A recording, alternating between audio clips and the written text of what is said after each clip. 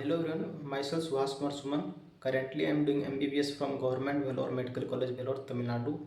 और जैसा कि हम सभी जानते हैं कि इस बार नीट का एग्ज़ाम 3 मई को होना है, यानी करीब करीब अभी 2.5 महीना बाकी है। तो हमको सिलेक्शन के लिए अपना क्या स्ट्रेटजी होना चाहिए जिसे मैक्सिमम स्कोर कर सके। देखो, अभी हम बायोलॉजी का बात करते हैं। तो बायोलॉजी के लिए अभी जो लास्ट समय है इसमें सिर्फ और सिर्फ एनसीईआरटी पढ़ना चाहिए। एनसीईआरटी के अलावा कुछ भी मत पढ़ो। अब इसमें क्या करना चाहिए, सबसे पहला क्या करना है, एक बार रीड मारना है एनसीईआरटी को। एनसीईआरटी पढ़े कैसे, तो सबसे पहले एक बार रीड मारना है। दूसरी बार में क्या करना है, उसको अंडरलाइन करना है। तीसरी बार में क्या करना है, आपको उसको क्या बोलते हैं, हमको उस पर जो होता है हाईलाइटर से हाईलाइट करना है कुछ कुछ पॉइंट को। अब क्या होता है कि जब एनसीईआरटी पढ़ते हैं ना अपने लोग, तो एनसीईआरटी को पढ़ते वक्त क्या होता है कि आपको उसका लैंग्वेज पढ़ने में प्रॉब्लम होता है, उसका लैंग्वेज समझने में प्रॉब्लम होता है, ठीक है ना। तो इसके लिए क्या करें, इसके लिए 2 तरीका है। या तो पहला कि आप गूगल कर लो, स्नैपचैट कर लो, कहते हैं गूगल कर लो, या फिर चैट जीपीटी कर लो।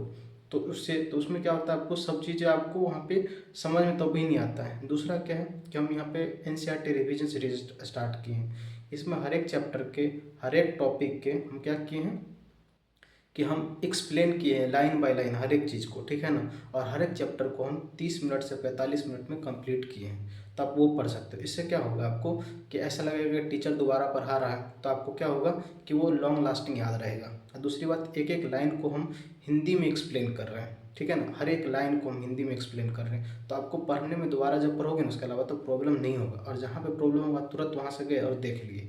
अब क्या होगा इसके अलावा कि बहुत को क्या होता है कि पूरा एनसीईआरटी समझ में आ रहा है, कुछ कुछ टॉपिक समझ में नहीं आ रहा। तो इसके लिए क्या किए हम कि हम टॉपिक वाइज भी स्टार्ट कर दिए एनसीईआरटी रिवीजन सीरीज। उसमें क्या किए हैं, शॉर्ट्स के रूप में हम कोई टॉपिक उठाए, जैसे कि प्रोटोजोआ है, ठीक है। उस पर से मान, जैसे कि मान लो कि टिनोफोरा है, प्लेटी हेलमिंथ है। बाकी सब समझ में आ रहा, प्लेटी हेलमिंथ समझ में नहीं आ रहा, तो हम प्लेटी हेलमिंथ के लिए क्या किए हैं, एगो सिंगल जो है ना आपको बात करते 1 से 1.5 या 2 मिनट का हम क्या किए हैं, एक शॉर्ट्स वीडियो तैयार किए हैं, पूरा उसको हिंदी में एक्सप्लेन किए हैं, कहता हूँ प्लेटी हेलमिंथ को। और वो अपने यूट्यूब चैनल पर अपलोड किए, तो आप उसको वहाँ से भी देख सकते हैं। यानी एनसीईआरटी को लैंग्वेज समझने में कोई प्रॉब्लम नहीं हो सकता अगर आप मेरा वीडियो देखते हैं तो, ठीक है ना। और लास्ट टाइम में सिर्फ और सिर्फ एनसीईआरटी ही पढ़ना है, एनसीईआरटी के अलावा कुछ भी नहीं पढ़ना है, ठीक है ना। एनसीईआरटी सिलेक्शन दिलवाएगा। और आप इस तरह से तैयारी करो कि आपका बायोलॉजी में 340 या 340 से ऊपर स्कोर हो। अब एक बार जो है 340 का स्कोर हो जाता है ना बायो में, तो सिलेक्शन का रास्ता खुल जाता है, फिर आपको प्रॉब्लम नहीं होता है, ठीक है। देखो, रिजल्ट हमेशा बायोलॉजी ही दिलवाएगा, रैंक फिजिक्स केमिस्ट्री दिलवाएगा। तो सबसे पहले सिलेक्शन होना चाहिए, तो सिलेक्शन के लिए बायोलॉजी पढ़ना बहुत अच्छे से ज़रूरी है। एनसीईआरटी का एक एक लाइन, एक एक डायग्राम समझो कि बाइबल है, गीता है, कुरान है, और वो याद होना चाहिए। जब हम डायग्राम में जाते हैं ना, तो डायग्राम में क्या होना चाहिए, अपन को उसका लेबलिंग तक याद होना चाहिए।